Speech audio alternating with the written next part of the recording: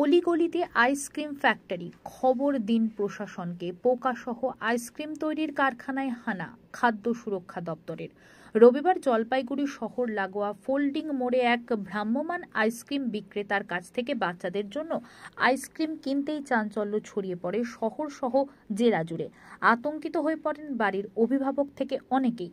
উল্লেখ্য, রবিবার জলপাইগুড়ি শহর এবং শহর সংলগ্ন এলাকায় ব্যাঙের ছাতার মতো গজিয়ে ওঠা আইসক্রিম কারখানাগুলোর মধ্যে ফোল্ডিং মোড়ের একটি কারখানায় তৈরি আইসক্রিমের মধ্যে পোকা কিলবিল করতে দেখে গ্রামবাসীরা।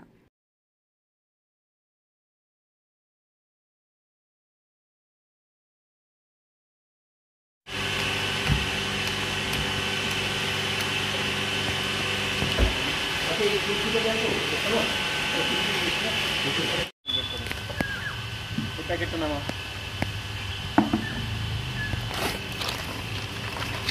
বন্ধ।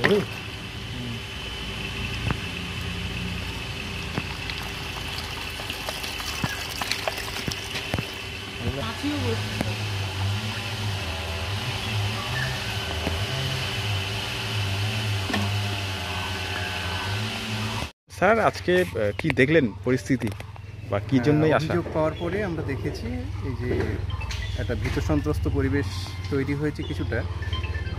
তো আমরা অনারেবল এসডিও এবং ডিএম ম্যাডামের অর্ডারে এখানে এলাম, দেখলাম এবং কিছু টেস্ট আমাদের যে মোবাইল ল্যাব আছে ওখানে আমরা করেছি, কিছু রিপোর্ট পেয়েছি। আর যে টেস্টগুলো এখানে হবে না সেগুলো আমরা আরও সেন্ট্রাল ল্যাবরেটরিতে পাঠাচ্ছি।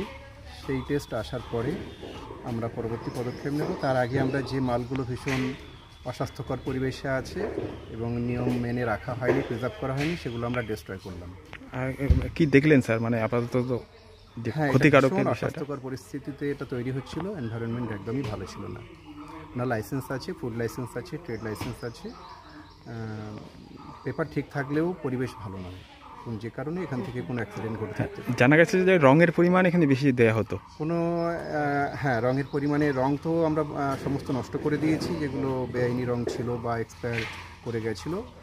আর যা বোঝা গেল যে এরা ওই লেবারের উপরেই ভরসা করতো, ফলে নিয়ম কানুনে কিছু ভুল ছিল।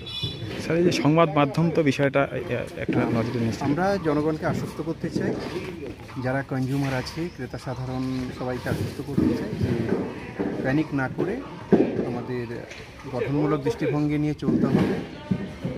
যদি এইরকম ফ্যাক্টরি আরও কোথাও অলিতে গলিতে থাকে তাহলে যেন তারা প্রশাসনকে খবর দেয়, তাহলে আমরা উপযুক্ত ব্যবস্থা নিতে পারব। অনেক সময় আমরা বুঝতে পারি না যে কোথায় হচ্ছে এইরকম ম্যাল প্র্যাকটিস। তো সেগুলো সবাইকে অনুরোধ করব, প্রশাসনেরও দায়িত্ব আছে, আর আমরাও সেটা এবার চেষ্টা করব আরও বেশি করে লক্ষ্য রাখার। সেই সঙ্গে জনগণকে অনুরোধ করবো তারা যেন এই ব্যাপারে সজাগ দৃষ্টি রাখে চারিদিকে, তারাই বেশি জানতে পারবে কোথায় হচ্ছে। আর আরেকটা জিনিস যেটা সহজে আমরা এটা বলতে পারি যে বাচ্চা কাচ্চাই বেশি খায় গরমের সময় আইসক্রিমগুলো। তো বাবা মাকে বলবো, আমাদের প্রত্যেকের বাড়িতে বাচ্চা আছে, যে এই ধরনের খাবারকে এনকারেজ না করে সবসময় বাড়ির খাবারগুলো খাওয়ালে সবসময় স্বাস্থ্যকর হবে। তবু অনেক সময় খেয়ে নেয় বাচ্চারা, তো সে ব্যাপারে এই খাবারগুলো যাতে ঠিকঠাক থাকে আমরা কোনো কি ফাইন করবেন ওনাকে নাকি করবেন দেখি। টেস্ট সব কমপ্লিট রিপোর্ট আসুক, ফুড সেফটি ডিপার্টমেন্ট থেকে যা ব্যবস্থা নেওয়া হবে। এখন কি ফ্যাক্টরি চালু থাকবে? ফ্যাক্টরি আমরা পরিষ্কার করতে বলে যাচ্ছি, সমস্ত ম্যাটেরিয়াল নষ্ট করে দিয়েছি।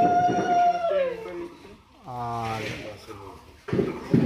আমরা একদম পরিষ্কার পরিচ্ছন্ন করে পরবর্তী প্রিপারেশন করতে হচ্ছে নিয়ম নীতি মেনে। যেমন কোনো প্যাকেজিং অ্যাক্ট এরা মানেনি, ইন্ডিয়ান প্যাকেজিং অ্যাক্ট মেনে প্যাকেট করতে হবে। সেটা না করলে আমরা কোনোভাবেই এই ফ্যাক্টরি চলতে দেবো না।